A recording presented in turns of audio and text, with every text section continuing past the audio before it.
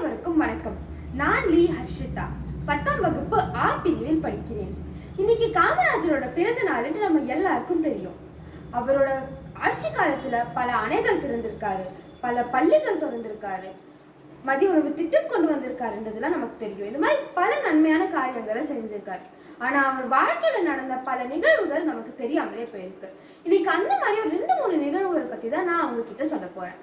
முதல்ல, India China வார் நடந்துட்டு இருந்தப்ப நேருஜி பலத்த யோசனையில இருந்தார். உடனே காமராஜர் போய் என்ன யோசிச்சுட்டு இருக்கீங்கன்னு கேட்டார். நேருஜி சொன்னாரு, இந்தியா சைனா போர் நடந்துட்டு இருக்கு, நம்ம சண்டை போட சில ஆயுதங்கள்லாம் வேணும்னு சொல்றாரு. உடனே காமராஜர் சொல்றாரு, வாங்க வேண்டியது தானே, இதுல என்ன யோசனைன்ட்டு. நேருஜி சொன்னாரு, இதெல்லாம் அமெரிக்கால இருந்து வரணும், அதுக்கு அமெரிக்கன் எக்ஸ்பிரஸ் வாங்கி அதை அப்ரூவ் பண்ணணும். ஆனா அவங்க இந்தியாவை நம்பி நாங்க எப்படி அப்ரூவ் பண்றதுன்னு கேக்குறாங்கன்னு சொல்றாரு. உடனே காமராஜர் கேட்டாரு, அவங்களோட கடை எங்கேயாவது இங்க இருக்கான்ட்டு. நேருஜி கொஞ்சம் யோசிச்சுட்டு, ஆமா அமெரிக்கன் எக்ஸ்பிரஸ் வங்கி ஒன்னு இங்க இருக்குன்னு சொல்றாரு. உடனே காமராஜர் அதை இழுத்து மூடுங்கன்னு சொல்றாரு. நேருஜி இது பெரிய பிரச்சனை ஆகுமேன்னு சொல்றாரு. காமராஜர், நமக்கு உதவி பண்ணாதவனுக்கு நம்ம எதுக்கு உதவி பண்ணணும், அதை இழுத்து மூடுங்கன்னு சொல்றாரு. நேருஜியும் உடனே அதை மூடுறதுக்கான ஏற்பாடு செய்யறாரு. இது அந்த அமெரிக்கன் எக்ஸ்பிரஸ் வங்கியோட சேர்மேனுக்கு தெரிஞ்சு சில மணி நேரத்திலே இந்தியாவுக்கு வர வேண்டிய ஆயுதங்கள் எல்லாம் அப்ரூவ் பண்ணிடுறாங்க. இந்த மாதிரி நிகழ்வுல என்ன நமக்கு தெரியுது, காமராஜர் படிக்காத மேதை என்றதுக்கு ஒரு எடுத்துக்காட்டான நிகழ்வு தான் இது. அதே மாதிரி ஒரு வாட்டி காமராஜரை பார்க்க ஒரு ஊர்ல இருந்து சில ஏழை மக்களும் பேருந்து நிர்வாகிகளும் வராங்க. காமராஜர் அந்த ஏழை மக்களை கூப்பிட்டு, உங்க பிரச்சனை என்னன்னு கேட்கிறாரு. அவங்களும் உங்க பிரச்சனையா சொல்றாங்க. உங்களுக்கு கடைசி பேருந்து எப்பன்னு கேட்கிறாரு. அவங்க 8:30 மணிக்கு இருக்கும் ஐயான்னு சொல்றாங்க. அந்த 8:30 மணிக்குள்ள இவங்களுக்கு பண்ண வேண்டிய உதவிகள்லாம் செஞ்சு அவங்க 8 மணிக்குள்ள அனுப்பி வச்சிடுறாரு. அந்த பேருந்து நிர்வாகிகளை கூப்பிடுறாரு. ஆனா அவங்க போயிட்டாங்கன்னு அவருக்கு தெரிய வருது.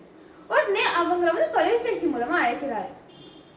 ஏன் இவ்வளவு சீக்கிரம் போயிட்டீங்க, கொஞ்சம் பொறுமையா இருந்திருக்கலாமே, நான் வந்திருப்பேனேன்னு கேட்கிறாரு. உடனே அவங்க சொன்னாங்க, நான் ஒரு பேருந்து நிர்வாகி, எங்களை மதிக்கணும், நீங்க முதல்ல எவ்வளவு பெரிய அலுவலகத்துல இருந்து வரும், ஆனா ஒரு ஏழை மக்களை எங்களுக்கு முன்னாடி நீங்க மதிச்சீங்களே, எப்படி நாங்க அங்க இருக்கிறதுன்ட்டு நாங்க வந்துட்டோம்னு சொல்றாங்க. உடனே காமராஜர் சொன்னார், நீ நான் ஜெயிச்சதுக்கு அப்புறம் என்ன பார்க்க வரேன், அவன் என்ன ஜெயிக்க வச்சுட்டு பார்க்க வரான், யார முதல்ல பார்க்கணும்னு சொல்லி நீயே சொல்லுன்னு சொன்னார். உனக்கு வசதி இருக்கு, பணம் இருக்கு, வீடு இருக்கு, உன்னோட காரியம் இன்னைக்கு நடக்கலனாலும் நீ போய் நிம்மதியா வீட்டுல இருப்ப.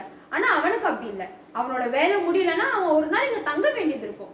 ஆனா அவனுக்கு தங்கறதுக்கு இடமோ இல்லைன்னா சாப்பிட சாப்பாடோ வாங்க அவன்கிட்ட காசு இல்லை. அதனால அவனுக்கு முன்னாடியே வேலையை முடிச்சு கொடுத்தேன்னு சொன்னார். இதே மாதிரி ஒரு வாட்டி ஒரு மேடை பேச்சுல காமராஜர் அரசாங்க ஊழியர்கள்லாம் இனிமேல் படிச்சவங்களாதான் வர முடியும், படிக்காதவங்களுக்குலாம் இனிமேல் அரசாங்கத்துல வேலை இல்லைன்னு சொல்றாரு. இதை கேட்ட ஒரு அரசாங்க ஊழியர் ஒரு படிக்காதவர் முதலமைச்சரா இருக்கலாம், ஆனா ஒரு படிக்காதவன் அரசாங்க ஊழியரா இருக்க முடியாதான்ட்டு கேட்டான். அவனோட நண்பர்கள் தான் அவனை கேலி செஞ்சு, இதை ஏன் நீ முதலமைச்சர்கிட்டே சொல்லக்கூடாதுன்னு சொல்றாரு. உடனே அவரும் முதலமைச்சர்கிட்டே சொல்ல போறேன்ட்டு தொலைபேசி மூலமா அழைக்கிறாரு. அந்த காலத்துல தான் முதலமைச்சருக்குள்ள ஆபரேட்டர்னு ஒருத்தவங்க இருப்பாங்க. அவங்கதான் இந்த அழைப்பெல்லாம் ஏற்பாங்க. இந்த அழைப்பை ஏற்கிறாங்க. அவரும் சொல்லி கேட்டுடுறாரு, இந்த மாதிரி படிக்காதவர் முதலமைச்சரா இருக்கலாம், ஆனா படிக்காதவன் அலுவலகத்துல வேலை செய்ய முடியாது, அதாவது அரசாங்கத்துல நிர்வாகியா இருக்க முடியாதான்னு கேட்கிறான். ஆனா இந்த அழைப்பை ஏற்றது முதலமைச்சரே காமராஜர் ஐயா. அவரை உடனே அவனை கூட்டிட்டு வாங்கன்னு அழைக்கிறாரு காமராஜர்.